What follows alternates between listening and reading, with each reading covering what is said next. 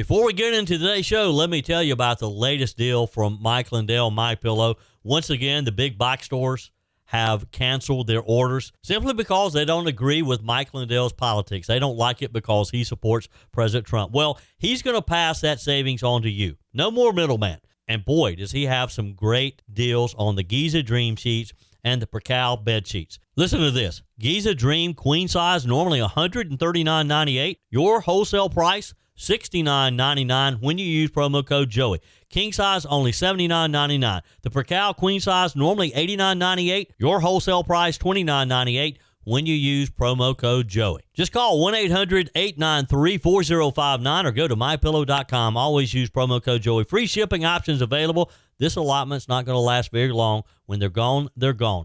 mypillow.com. Promo code Joey. Thanks for joining me in the PhD Weight Loss and Nutrition Studios. To lose weight for the last time, visit myphdweightloss.com. Welcome in on this Thursday edition. Thankful Thursday. Glad to have you spend a few minutes of your day with me. More details on the security failure in Utah at the TPUSA event where its founder, Charlie Kirk, was assassinated just over 2 months ago. We have an update from the firm that was hired to protect Charlie and the latest details. ABC News anchor Jonathan Karl told The Breakfast Club on Monday that then President Joe Biden's decision to run again in 2024 erases almost everything he did as president, noting there wasn't any formal meeting about the decision. It was just left up to Joe. And while we're talking party politics, the Daily Caller reports House Republicans failed to censure Democrat delegate from the United States Virgin Islands, Stacey Plaskett, over her ties to Jeffrey Epstein in a deal to protect one of their own embattled conference colleagues, according to multiple House GOP members. We have those details, too. And a Greenwood woman, a mother of 5, was granted parole this week after serving 6 years for the 2017 death of her boyfriend during a domestic dispute. Representative John McCravey joins us with an update to a case that we've been following for over a year now. I told you we'd be back. And ye shall know the truth, and the truth shall make you free. It's Joey Hudson. I wanted to name it the Joey Hudson bill, but you know they don't allow you to put names on bills. But I wanted to call it the Joey Hudson bill because I know that one's been near and dear to you for a number of years. That's how it's done. Let your voice be heard. And the truth shall set you free. Here's Joey Hudson. Glad to have you with me. Let's jump right in. You know, some of the stories don't fade with the news cycle. Some stories don't get washed away because another headline comes along. And Charlie Kirk's assassination is one of those stories. 2 months after the shooting at Utah Valley University, the questions haven't gone anywhere. The grief is still there. And this week, finally, we heard from the man who knows more about what fell that day than anyone else. His name is Brian Harpole. He's Charlie's longtime security director, former law enforcement officer, and founder of Integrity Security Solutions. He sat down with the Sean Ryan Show, and folks, what he shared with us was kind of infuriating and heartbreaking at the same time, because everything he described, every warning he gave, every request he made, according to him, all points in the same direction. This tragedy may have been inevitable. It may have been preventable at the same time. Harpole's first warning. This is an open-air event surrounded by elevated ground. From the very beginning, and again, according to him, nearly 2 weeks before Charlie Kirk ever stepped on that stage, Harpole's team warned UVU about specific vulnerabilities: the rooftops, stairwells, drone surveillance, officer placement, line-of-sight angles. He said he flagged it early. He said, quote, "We were told the roof was covered." The chief looked him in the eye and said, "I got you covered."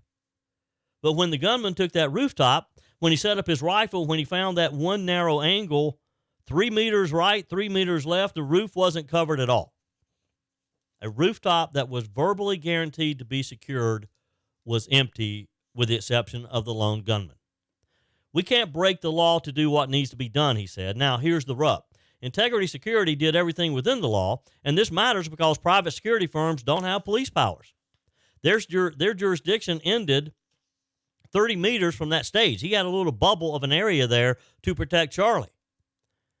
His team, he said, couldn't stop people in buildings. They couldn't climb up on the roofs. They couldn't deploy their own drones without authorization. They couldn't harden areas outside of the immediate buffer zone. And guess what? Almost all of those vulnerabilities they warned about were outside of their jurisdiction.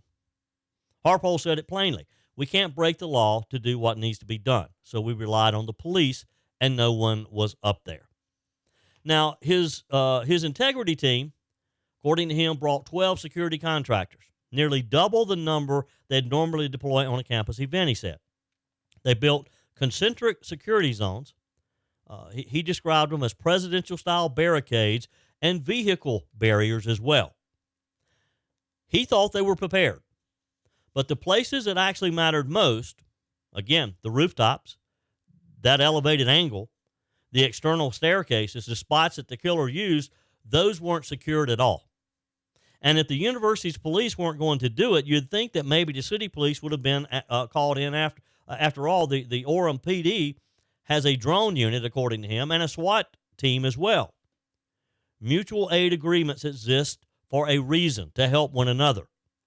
But Harpole revealed that Orem police were never asked to assist by the university. A SWAT-certified department with drone Overwatch availability was sitting there unused until it was too late, when they were called in after the tragedy. And then you learn this part, and this one is really revealing. Integrity Security had drones ready to fly, ready to give aerial eyes on the rooftop, ready to eliminate the shooter's advantage, but UVU denied them authorization, according to Harpole. FAA rules, campus rules, policy over safety. As Harpole put it, this is Utah, not Iraq. We can't put snipers on roofs or launch drones. We did what we could within the rules. Within the rules. And the man who killed Charlie Kirk didn't follow any of those rules. He had no regard for rules whatsoever. Mr. Harpole also pointed out, or back to Turning Point USA's event in San Francisco, where he talked about protesters breached barriers, took over the streets, climbed fences, blocked exits, and he said his team had to literally fight their way out. He said, we knew how fast things can go bad. We've seen it before. That experience informed every security request they made for Utah. More officers, more overwatch, more surveillance, more contingencies. And time after time, he said, they were told, we've got it handled. But somebody didn't. Somebody did not have it handled. This is the part that really drives it home, isn't it? Harpole said that from the rooftop where the killer set up, the shot required an extremely narrow angle of visibility. A few steps in either direction, and the shooter could not have seen the stage at all, which means he found the exact unprotected vulnerability that Integrity had warned about. He exploited, I'm talking about the shooter, exploited the exact gap left unguarded, and he used the very rooftop Harpole highlighted days earlier. That's not hindsight. That's foresight that was just ignored. This could probably have been prevented had security, had campus police, had the local police taken it seriously. Utah Valley University says a third-party review is underway. They've hired 8 additional police officers. They've added 2 security managers. They promised transparency. And that's good, truly. They need to keep people safe. But let's be honest, none of that brings Charlie back. None of that changes what happened on that day on September the 10th. None of that changes the fact that signals were flashing red before this event and they were brushed aside. It doesn't change the reality that conservative speakers remain prime targets and they deserve better than empty assurances. We need to take security seriously. Brian Harpole didn't go on television to make excuses. He didn't blame the wrong people. He didn't try to deflect responsibility. He said one thing over and over, just show the facts and fix what needs fixing so this never happens again. And folks, that's all we can do now, because anything that's changed is not going to bring Charlie back. But we've got to make sure that there's not another Charlie, that another speaker at another university, another politician, another elected leader, whatever, no one, regardless of their party affiliation, their beliefs, is treated the way Charlie Kirk was. Charlie Kirk, I think it's safe to say, should be alive today based on this information. This wasn't just a shooting. It wasn't random violence. This was an assassination. And people sometimes they get upset when you use that word assassination, but that's what it was. When you have private security boxed in by jurisdiction, law enforcement waiting for requests that never came, warnings unheeded, and bureaucratic rules blocking the very tools that could have prevented this, you don't just get a tragedy, you have a massive failure. And that's what this was, a massive failure, the kind of failure that we cannot, should not accept in the future. Because if free speech is going to survive in this country, if conservative voices, or liberal voices for that matter, are going to be allowed on campus without fear, then someone has to say, when they say we've got you covered, they better really mean it. They better have it covered. They better have all of the buildings, all of the sidewalks, all of the parking areas covered to protect those future speakers. Joey Hudson here, and this is it. PhD Weight Loss is running their best deal ever for Black Friday, and it's happening right now. They're waiving your consultation fee, adding 2 free weeks to your program, and even covering the cost of your food. Just mention the promo code BESTDEAL when you call, and you'll get a discount I can't even say on the air.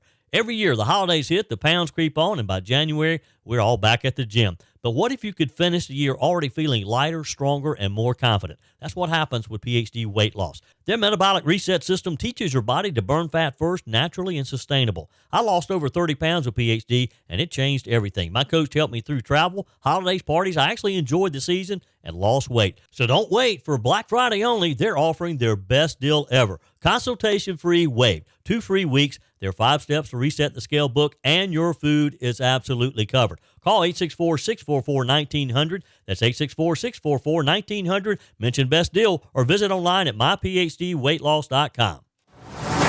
All right, I'm probably going to get in trouble with some of you because I've received text messages, I've received emails from some people saying, look, forget about Joe Biden. I don't want to know about Joe Biden. I don't want to hear about Joe Biden. But I just can't resist because they are living in misery, the Democrats, they as the Democrats, because of last year of 2024. They just can't help themselves. And they keep rehashing the hash. The Democrats are living in the past. They're still debating on their ill-fated decision to give the nomination to Joe Biden last year. You know things are bad inside the Democrat Party when even ABC News is out there telling the truth. Here's the latest. Jonathan Karl, the ABC anchor who spent years defending Democrats, went on the Breakfast Club and dropped a little truth grenade about Joe Biden's decision to run again in 2024. And you could just sense the panic in the room. You could see it on their faces. You could hear it in their voices. Karl said that Joe Biden's choice to run again, the decision that ultimately cratered his presidency, the decision that changed the entire course of Democrat politics last year, was never actually discussed. There was no meeting among Democrat leaders. Joe Biden didn't meet with the DNC. He didn't meet with the Democrat Senatorial Committee. He didn't meet with the Democrat Congressional Committee. According to Karl, he didn't meet with anybody. He just one day decided, I'm going to run again, and I want the nomination, and you're going to give it to me. And nobody said anything. It wasn't debated. It wasn't weighed. It wasn't analyzed. Again, Jonathan Karl said there was no formal meeting, no pros and cons. Nobody sat down and said, okay, well, no, Joe, let's talk this through. What about this? Are you going to be able to raise the money? Do you have the energy to do this? Can you win, Joe? There was no should we or shouldn't we. According to Karl, they just went with it. The machine rolled forward, and everyone, the party, the staff, the White House, Kamala Harris initially, just apparently sleepwalked right along with Joe Biden's decision when he woke up that morning, or maybe it wasn't his decision, Jill Biden. Maybe when Jill Biden woke up that morning and said, Joe, you got to run again. You owe this to yourself. You owe this to your family. You owe this to the country. I'm sure there was a discussion between Joe Biden and Jill Biden because she didn't want to give it up. I'm not so sure that Joe Biden would not have gone back home to Delaware and to sit on the beach. But as I've told you many, many times, I think Jill Biden was the driving force behind his decision to take another shot at it. This is the president of the United States we're talking about at the time. It wasn't the PTA president. Even Kamala Harris, in her new book, called it recklessness. She admits that everyone around Joe Biden acted like they'd been, her word, hypnotized. They all kept repeating, it's Joe and Jill's decision. It's Joe and Jill's decision, like a script someone had handed them. And Charlemagne the God, of all people, asked the real question. Why on earth would you leave that decision to him? They should have asked Charlemagne the God early last year instead of after the fact. Jonathan Karl didn't mince words. He blamed the entire Democrat apparatus. He said nobody stepped in to say, hold on, is this actually smart? And apparently inside Team Biden, there are still people who think he could have won. I think Joe Biden himself thinks he could have won. And that Democrats forced him out. Charlemagne's response, put those people out to pasture. Oh, so you see, this is why I like to bring this up and I like to talk with you about it because I think it's hilarious. I think it is just absolutely hilarious that Joe and Jill Biden just decided in their little cocoon that, hey, we're going to run again. There's nothing you can do about it. And they were so insulated that they had no idea what the reality really was. They had no idea what the American people were feeling. They didn't care. All they cared about was power, was holding on to that power. That's all they cared about. Folks, this tells you everything you need to know about the last 4 years of the Biden administration. The country wasn't being run by a true leader. It wasn't being run by competence. It was being run by inertia, a political autopilot that actually was probably being run by Jill Biden. We all kind of suspected that. And that's how we ended up with the border crisis. That's how we ended up with inflation, global instability, and a president who stepped aside only after his own party realized the plane was nosediving. So you say, well, Joey, why do you keep talking about this? It doesn't matter anymore. Well, actually, it still does kind of matter because we're going to be hurting for years to come on decisions that Joe Biden made. And I'm sorry, but as good as Donald Trump is, he's not going to be able to fix all of this in 4 years. That's why we're going to keep paying some of the prices that we're paying because of Joe Biden. They're never going back to where they were pre-Joe Biden, pre-COVID. And that's affecting people in a very bad way. Jonathan Karl calls Trump's comeback the greatest political comeback in history, and it is. It is. It is the greatest comeback. But I call it something more simpler. I think it was just simply America waking up from a very bad dream. Well, folks, wouldn't you think the Epstein circus on Capitol Hill can't get any stranger? Buckle up, because Stacey Plaskett is now on national television explaining why she was texting Jeffrey Epstein during a high-profile congressional hearing. Did you hear this story? On CNN, of all places, Plaskett insisted that she was not forming a friendship with Epstein. No, not at all. She says she was simply getting information from a convicted sex offender because, in her words, as a prosecutor, you get information from people where you can. Now, look, we've all heard some wild political spin in our day. But this might need to be in the Smithsonian. So here's what we know. These text messages were sent during the 2019 Michael Cohen hearing. You remember that? Epstein was actively messaging her about what questions she should ask. He is messaging a member of the United States House. Now, she's not a voting member. She's one of those delegates. But she's there. She was there asking questions. At one point, according to the text messages, he tells her, he said, he opened the door, asked about the other henchmen at Trump.org. And Plaskett responded, yep, very aware and waiting my turn.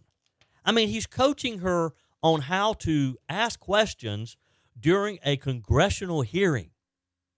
That doesn't sound like getting information to me. That sounds like coordination. And why would she and Jeffrey Epstein, why would she have Jeffrey Epstein's phone number, mobile number to begin with? But watch how Democrats circle the wagon. The House Freedom Caucus tried to censure her, and the motion failed. More on that in just a moment. Jamie Raskin jumped in immediately to turn it into a Trump story, claiming the only reason Republicans care is because Donald Trump's name appears in Epstein's files. And remember, this is the same week House Democrats were accusing Republicans of creating hoaxes over Epstein documents. Yet here we are with a member of Congress casually texting one of the most notorious sex offenders of the modern era during an official hearing. And her defense, she actually said this. I talk to criminals all the time, she said. Doesn't mean we're friends. Come on, give me a break. This wasn't a confidential informant sitting in a back room with a wire on. This was a mega donor, a powerful operator, and a man whose crimes were known for years, whispering congressional talking points to a sitting delegate in real time as he's watching her on C-SPAN, I guess. To the average American, this looks exactly what it is.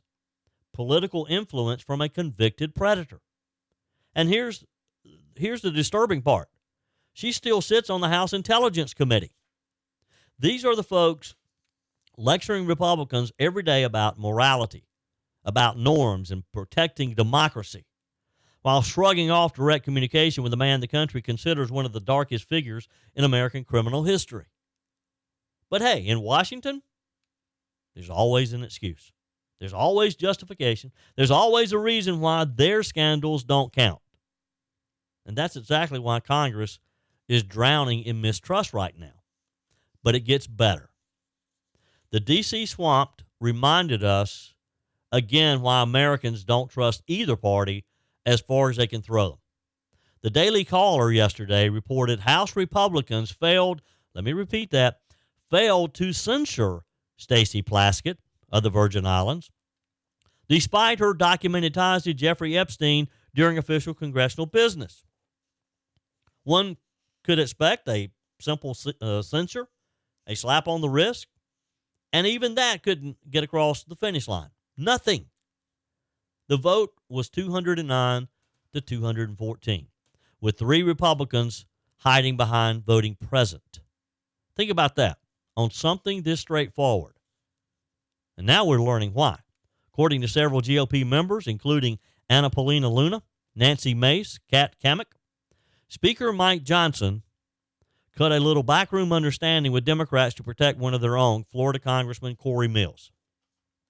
Now, the Daily Caller is reporting that Republicans say GOP leadership protected Mills from a retaliatory censure vote by letting Democrats off the hook on Ms. Plaskett.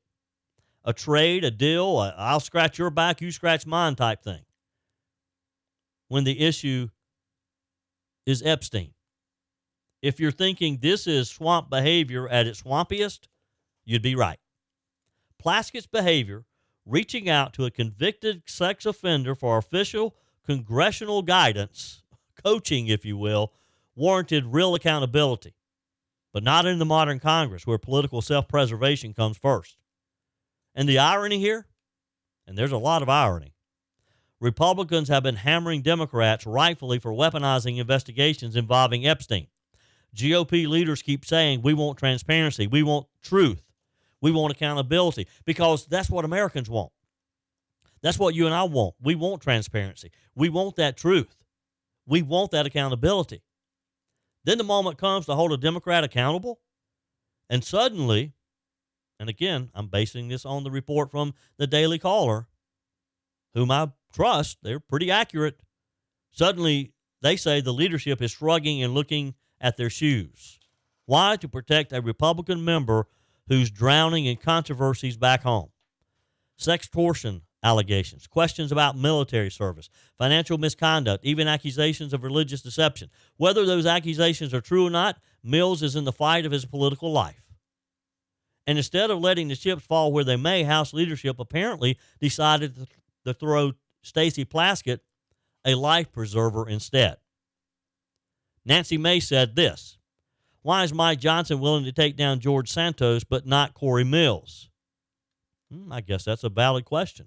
Conservatives across the country are asking questions as well. Because here's the real story. This wasn't about Stacey Plaskett. It wasn't even about Epstein. It wasn't about protecting victims or cleaning up Congress. It was about power. It was about shielding seats in 2026. It was about Florida redistricting and maintaining a razor-thin majority. And look, those are all important things. We have to maintain our majority in the U.S. House. I'm not saying that we need to risk that. But we got to call a spade a spade. And if it means that a Republican is not doing what they should be doing, we got to hold them accountable too. Yes, we need every single vote. I get that. But we can't be hypocrites. We can't be like the Democrats and look the other way.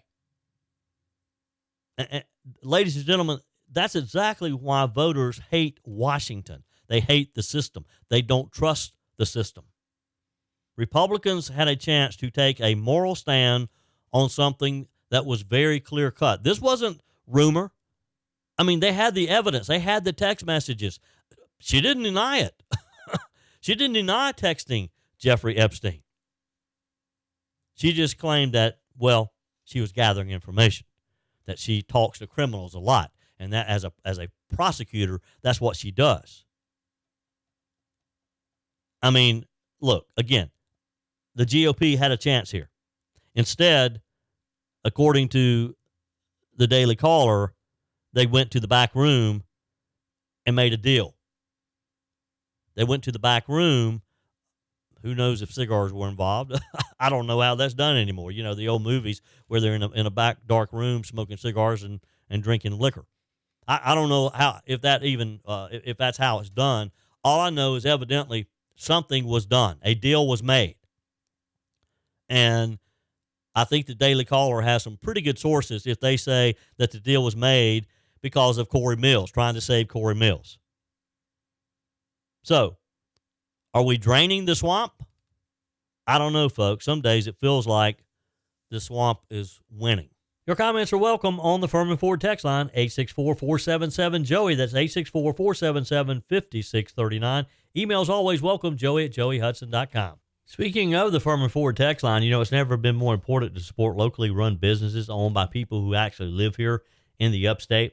Let me take a minute to talk with you about our friends at Furman Ford. If you're looking for a new vehicle, maybe a great pre-owned vehicle, one you can trust, or maybe you're looking to order that special vehicle.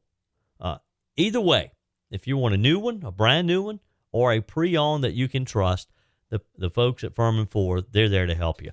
Their name is on the sign because their name is on the line, because every single transaction is important to them. Jim Furman, Matthew Furman. They do business the right way. When you stop by, when you give them a call, or maybe when you just send them a quick email, you're always going to have access to a member of the Furman Ford family. And by the way, they also offer great service, and you're not going to have to wait weeks and weeks to get it done. And you do not have had to purchase your vehicle at Furman Ford. Doesn't even have to be a Ford. They service all makes and models. Visit my friends at Furman Ford online at furmanford.com, furmanford.com.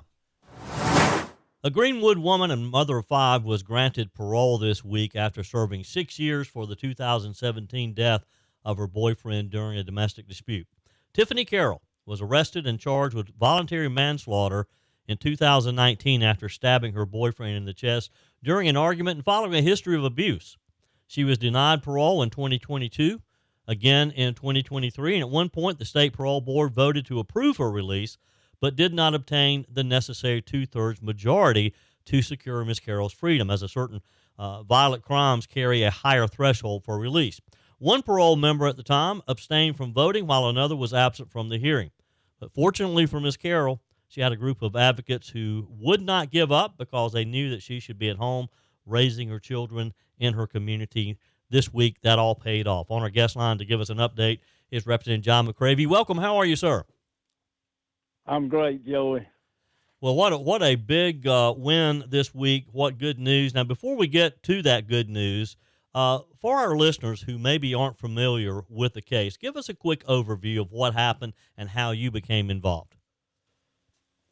Joey, this came to my attention as a representative in District 13, Greenwood. One of my constituents, unbeknownst to me, back in 2019, went to jail. She had been abused by this man over and over again. They had called the law to the house at least 8 times before this happened, and she was scared. She was scared to press charges, and I hope women out there can understand that they need to take care of things with law enforcement. They will take care of you and help you. But anyway, at one point, the neighbors even reported that she was being stomped by this man out in her front yard. Wow. While she was holding a baby. And the neighbors had to pull him off of her. So this is what had been going on, and she fought back, and the man died. He was a hemophiliac, and as a result, he didn't survive. When they came to the scene, she was trying to help him. But nevertheless, she pled guilty to manslaughter of some kind and got a pretty hefty sentence, but was eligible for early parole. Yeah. Unfortunately, we when this came to my attention, I couldn't believe, what was going on. And Mary Ann Wingard, who was this girl's teacher all through elementary school, she came to me and told me what a nice person she was, how she had no criminal record, was one of the kindest, gentlest people she'd ever known, and she didn't deserve to go to jail. And so I started trying to work for her. I was convinced, Mary Ann's one of those ladies, she's that retired school teacher that can pretty much get you to do anything. Yeah. So she came and got me involved, and Travis Moore, Representative Moore from Spartanburg, was kind enough to help with this and become her attorney. I just continued to be a witness and an advocate for her. And we went down to the parole board, and at 10 o'clock on Wednesday morning, she was freed by the parole board by a vote of 4-2. Yeah. It was an amazing day. Thousands of people have been praying for this lady over and over again, and we're just so blessed and so happy. I've been working on it 2.5 years. So it was a culmination of a lot of work and a lot of prayer and the Lord's blessing on us. Yeah. Representative John McCravy is with me today. There were a lot of people in the Greenwood community who were advocating for Miss Carroll's release. I mean, reading this story, and you brought it to my attention a while back. We've talked about it multiple times. People like the Greenwood City Police Chief, the solicitor, yes. All were saying, this lady does not deserve to be behind bars. What role did that type of support play in the parole board's decision this week? I think it made a big impact, and I know one of those members, I won't mention their name, but that member, unless law enforcement recommended it, he would not let them out early. So look, our local police chief has never, I believe this is a correct statement, he has never asked for early release for anybody. Yeah. He wrote a letter on her behalf for parole. Our solicitor, who has never, in my knowledge, ever asked for somebody not to serve their sentence, he asked for parole for her. And even the sentencing judge, recognized it, and she's sitting on the Supreme Court now. But I think it's fair to say that she was sympathetic, because in her sentencing she made her eligible for early parole. Yeah. So we had a great case going in. It's just tough in South Carolina to get parole for anybody. Yeah. But this was an unusual, and I've never asked for early release for anybody. But there's always a first, and there's always an exception to everything. And this lady needed to get back home to Greenwood to take care of her 5 children that miss her dearly. Yeah. So her actions were definitely excusable and understandable, and in this situation. So, man, I'm so glad she's back. It's an answer to prayer. Yeah. Representative McCravy, when you look back on this case, and I think I probably read everything I could possibly find on it, I mean, you see this history of violence against Miss Carroll by her then boyfriend, William Jamal Johnson. As you mentioned, police responded to the home many, many times. Neighbors seeing this man just stomping her with one of her babies in her hands. Should she have ever been in prison to begin with? Well, let me say this. I mean, there's some things I think that need to be corrected. I think we ought to have some kind of mandatory prosecution, whether the scared person who's being abused is going to actually step up and speak out against her abuser. I think the state ought to do it. Yeah. There comes a point where it's pretty obvious what's going on. And, some of these women fear for their life. Yeah. I mean, and she had reason to fear for her life, believe me. So also I've thought, battered women syndrome is not really recognized as any kind of defense by itself. It's a factor, but it's not a defense. I think if you've got a woman who's been beaten like that, we should have some kind of law that says, if she's been diagnosed with battered women syndrome, she ought to have immunity to prosecution of some kind. Yeah. So I've been trying to look at that too. It's very difficult. Criminal law is a difficult area to change because it has so many ramifications with it. But man, I tell you, there had to be, at some point, looking back at the history of this, when you got neighbors that are out there seeing her being abused, isn't that enough evidence to go ahead and bring a case? One would think. I think the law enforcement should probably be empowered to do that. Yeah, yeah. And look, nobody loves our law enforcement more than I do. Yeah. And I think I'm not blaming anybody. I'm just saying maybe there's something in the system we can change. Maybe there's a law we can change to make sure these people are prosecuted, Yeah. So anyway. give law enforcement some tools that they can have some discretion in cases like this, because I'm sure it was very difficult for law enforcement to go out there, know the danger that she was in, and not be able to do anything about it. 8 different times. Yeah. So I think maybe there ought to be some kind of mandatory thing where they have a good excuse to go ahead and prosecute regardless of who's going to testify. Yeah. Representative Let's go ahead and get something done. Representative John McCravy is with me today. All right, so let's talk about next steps here. What is next for Ms. Carroll? Will she immediately be released? I mean, what's the process here?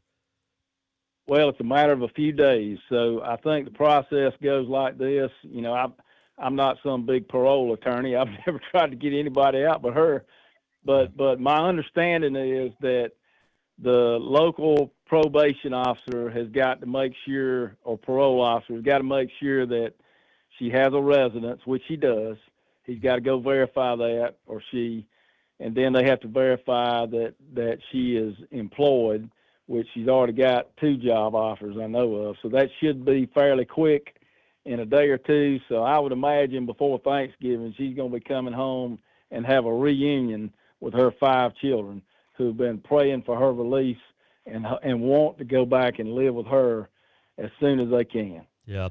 So, and are there other programs out there? I mean, you don't just go from prison to being employed and supporting your family overnight. I mean, are there other programs out there that will potentially assist Ms. Carroll? Well, you can, but nevertheless, yes, Beyond Abuse has said they would help her out. I know there are a couple of nonprofits who have said, look, we'll help her out. Just let us know. Yeah. I don't think it'll be taken care of. And I'll tell you this, any need that she has in Greenwood, South Carolina, she's going to have met all I got to do is put it on Facebook. If I say she needs something, it'll be done the same day. Yeah. That's the way this community works. Yeah. Representative John McCravy, it's always a pleasure, and thank you. I mean, this is just a great story to hear how you and others in the community rallied around this woman, and it's just a good example of the system working the way it should. Well, Joey, I care about all my constituents, and she's one of my constituents, and I'm going to work as hard for her as anybody else. So I'm privileged to be able to do this. So thank you, Joey. Well, thanks for going the extra mile and not giving up, you and Representative Travis Moore and others who were involved in this, because, again, looking back over the case, there were times there that it looked like this probably was not going to happen, but it did, just simply because you guys did not give up on her, and now maybe she'll be able to spend Thanksgiving with her family. Representative McCravy, as always, good talking with you. Same to you, Joey. Thank you for getting this out. We appreciate you. That's it for today's edition of Just the Truth. Thanks for joining me in the PhD Weight Loss Studios. To lose weight for the last time, visit myphdweightloss.com. If you haven't joined my mailing list yet, visit my website, joeyhudson.com. Click on the Connect with Joey button so that you can receive our emails and the most up-to-date news. Also, join me on my YouTube channel. Be sure and like, comment, and subscribe. Just search for Joey Hudson. As always, thanks for spending a few minutes of your day with me. Do me a favor and forward this episode to a few friends. Just click on the share button and send to your contacts. We need to build an army of conservatives to win our country back, and we can do that by continuing to share the truth with our friends and family. Keep those comments coming via the Furman Ford text line 864-477-JOEY. Email to joey@joeyhudson.com, and I love your messages on the MyPillow message line. Again, that's 864-477-JOEY, 864-477-5639. Be sure and take advantage of the MyPillow special, just $14.88 on the standard MyPillows when you use promo code Joey. Order online at mypillow.com or call 800-893-4053. We're back again tomorrow and hope you'll plan to join us. Until then, remember, God's got this. He's still in control.